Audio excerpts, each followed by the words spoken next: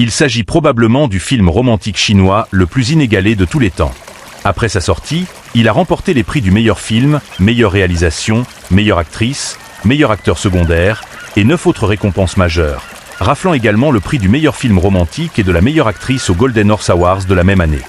En 1997, il a été classé parmi les 10 meilleurs films de tous les temps par le magazine Time. Près de 20 ans plus tard, il a été projeté dans la section classique de la 70e Mostra de Venise. Le nom de ce film est Conrad, Almost a Love Story. Et pour la majorité du public, il s'agit d'une œuvre touchante et profondément émouvante. Mais beaucoup ont négligé le fait que Peter Chan est l'un des rares réalisateurs chinois capables de dépeindre avec autant de précision les bouleversements de la société des années 80 et 90 à travers des portraits humains. Ce que le film cherche réellement à transmettre, c'est cette époque cachée sous la surface de l'histoire d'amour.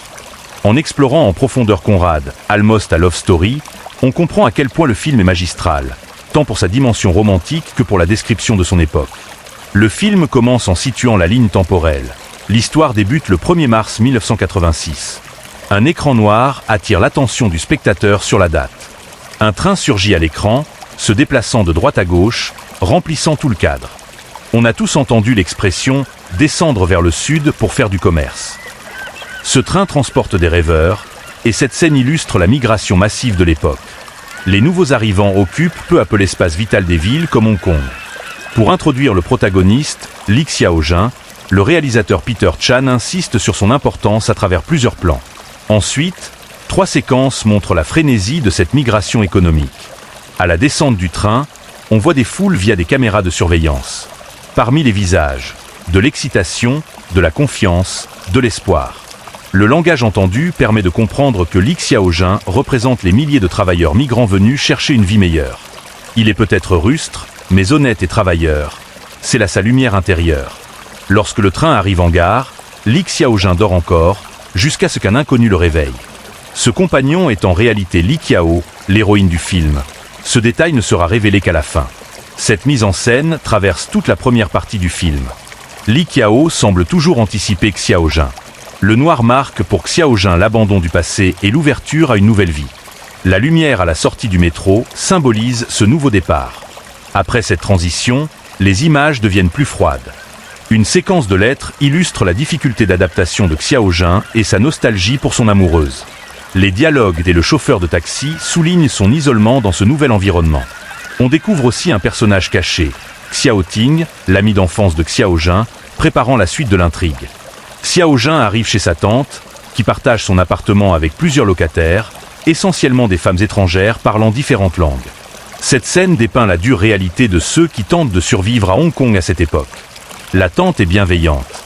Elle lui offre une chambre lumineuse avec toilette privée, une rare commodité. Le film introduit les personnages et les lieux à travers des lettres que Xiaojun envoie à sa bien-aimée, ce qui devient une caractéristique majeure du film. Dans sa chambre, des affiches de stars hollywoodiennes rappellent la nostalgie de la tante pour sa jeunesse. Pour que son neveu ait une bonne image, elle lui donne un costume de marque ayant appartenu à un acteur célèbre. Grâce à l'aide de sa tante, Xiaojun trouve un travail de livreur à vélo. Le vélo est un symbole clé du film, dont la signification sera expliquée plus tard. Le travail est dur et solitaire, mais Xiaojun reste optimiste, se surnommant même transporteur. Il parcourt les rues de Kowloon, et le réalisateur montre le Hong Kong de l'époque à travers sa subjectivité. Ces 9 premières minutes, en plus de présenter le personnage, décrivent l'époque. Xiaojun touche son salaire et veut acheter un cadeau. À cette époque, il n'y avait pas encore de McDonald's à Tianjin. Il se rend donc dans un McDonald's à Hong Kong pour y manger un bon repas, un autre symbole fort du film. C'est là qu'il croise à nouveau Li Qiao. Leur destin commence alors à s'entrelacer. En commandant, Xiaojun aperçoit une affiche de recrutement. Il demande à Li Qiao d'appeler le manager. Ce dernier, voyant que Xiaojun ne parle presque pas cantonais et très peu anglais, lui demande seulement de laisser son numéro. Xiaojun, naïf, attendra longtemps en pensant que le manager va revenir, mais il ne reviendra pas. Il finit par confier son numéro à Li Qiao, qui comprend immédiatement la situation. Li Qiao, rusé, propose alors de l'amener dans une école d'anglais et lui fait payer $500 de frais, alors qu'il n'a que 50 sur lui. Elle prétend connaître quelqu'un et promet qu'il pourra payer plus tard. On comprend ensuite qu'elle reçoit une commission pour chaque élève inscrit. Elle parle cantonais, anglais, a une carte bancaire et un beeper. Elle est bien plus débrouillarde que Xiaojun. C'est ainsi qu'il obtient sa première carte bancaire. Xiao Jun commence à prendre des cours d'anglais, où il rencontre son professeur, joué par le célèbre directeur photo de Wong Kar-wai, Christopher Doyle. Li Qiao, quant à elle, continue à recommander des élèves et à nettoyer les locaux pour pouvoir suivre les cours gratuitement. Après la classe, Xiao Jun propose de la raccompagner. Elle accepte, mais découvre qu'il n'a qu'un vieux vélo. Elle est déçue, mais lui apprend que vélo se dit en cantonais, pacard. À ce moment-là, on entend dans la rue la chanson Tian Mimi de Teresa Teng. La musique, les lumières, la brise. Li Qiao est ému et se met à fredonner la chanson. Xiao Jun est sous le charme. Pour Xiao Jun, Li Qiao est une jeune femme de Hong Kong chaleureuse. Pour Li Qiao, Xiao Jun est un naïf venu du continent. Ils sont tous deux seuls à Hong Kong et une amitié sincère se développe.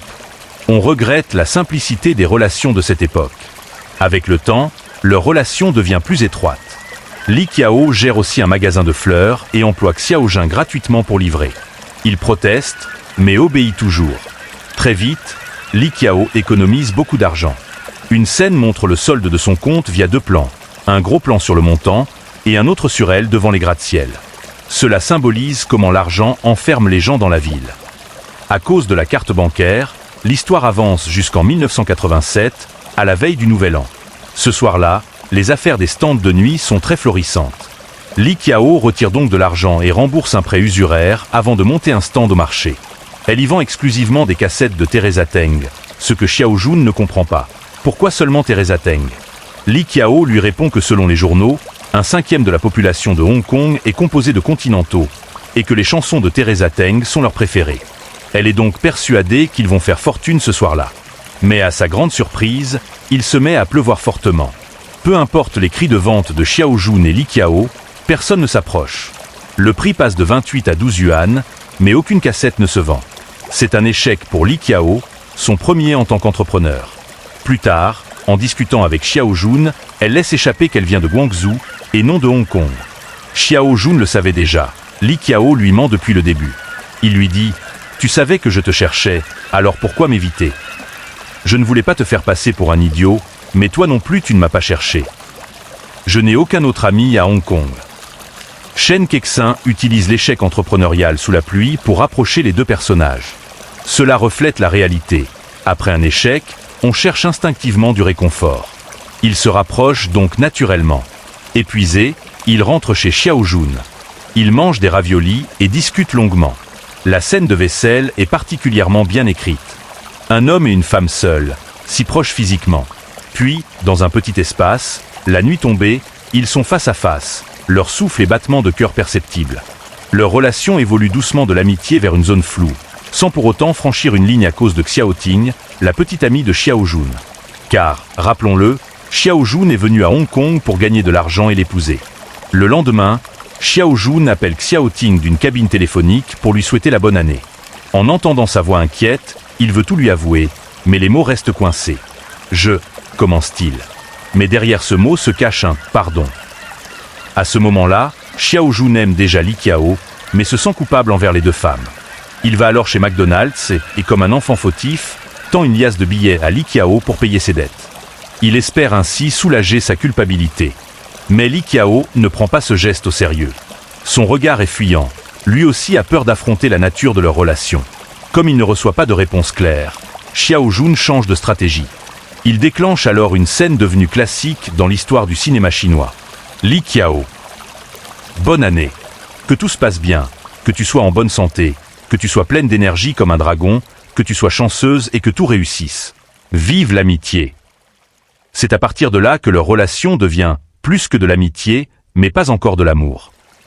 Ils ont des sentiments l'un pour l'autre, mais se retiennent. Puis vient une lettre que Xiao Jun écrit à Xiao Ting, mais qu'il n'envoie jamais.